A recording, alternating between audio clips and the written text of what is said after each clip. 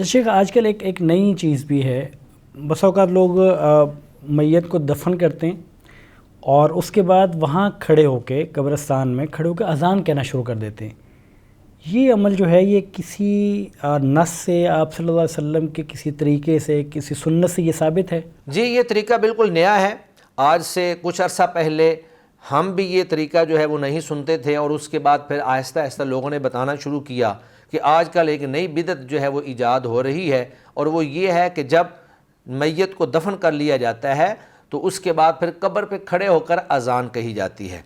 تو قبر پہ کھڑے ہو کر اذان کہنا میت کو دفن کرنے کے بعد، یہ کسی بھی حدیث سے، اللہ کے نبی سے، صحابہ سے، تابعین سے، تبع تابعین سے، کسی سے بھی ثابت نہیں ہے، بلکہ آپ اس کو یہ کہہ سکتے ہیں کہ یہ ایسی بدعت ہے جو آج سے چند سال پہلے ایجاد ہوئی، اور ہمارے دیکھتے دیکھتے آہستہ آہستہ جو ہے یہ پھیلتی چلی جا رہی ہے، حتیٰ کہ وہ لوگ جو ان بدعات کو فروغ دینے والے ہیں، ان میں سے بھی بہت سارے لوگ ایسے موجود ہیں جو ابھی تک اس بدعت پہ عمل نہیں کر رہے، یعنی ابھی تک ان تک یہ بدعت نہیں پہنچی ہے۔ اور نبی مکرم صلی اللہ علیہ وآلہ وسلم کی یہ احادیث مبارکہ جو آپ صلی اللہ علیہ وسلم نے بدعت کے حوالے سے بیان فرمائی کہ من احدث فی امرنا ھذا ما لیس منہ فہو رد، جس نے بھی ہمارے دین کے اندر نئی چیز گھڑ لی جو اس دین میں سے نہیں ہے، بس وہ مردود ہے۔ اور دوسری روایت میں اللہ کے نبی نے فرمایا من عمل عملا لیس علیہ امرنا فہو رد،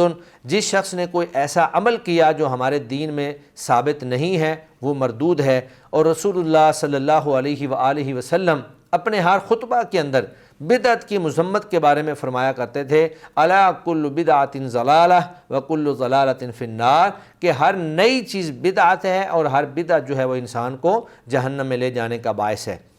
تو افسوس کی بات یہ ہے کہ ہمارے ہاں مبتدعین جو سنتوں سے تو دور ہیں لیکن بدعات کو فروغ دینے پہ لگے رہتے ہیں، تو کہا جاتا ہے کہ بدعت جو ہے یہ کبھی بانجھ نہیں ہوتی، ایک بدعت سے دوسری اور دوسری سے پھر تیسری اور اس سے آگے چوتھی، بدعات جو ہیں وہ بڑھتی چلی جاتی ہیں، اور جس ریشو سے، جس انداز سے بدعات بڑھتی ہیں اسی طرح سے سنتیں جو ہیں ان کے اندر کمی واقع ہوتی جاتی ہے اور ان کو جو ہے ختم کیا چلا جاتا ہے۔ تو یہ امر جو ہے یہ بدعت ہے، یہ کسی سے بھی ثابت نہیں ہے، بلکہ ہماری زندگی میں ہمارے دیکھتے ہوئے یہ لوگوں نے شروع کی ہے، اور پھر ایک وقت آئے گا کہ لوگ اسی کو ثواب سمجھ کر جو ہے اور دین کا حصہ سمجھ کر کرتے ہوئے لوگ اس پہ عمل شروع کر دیں گے۔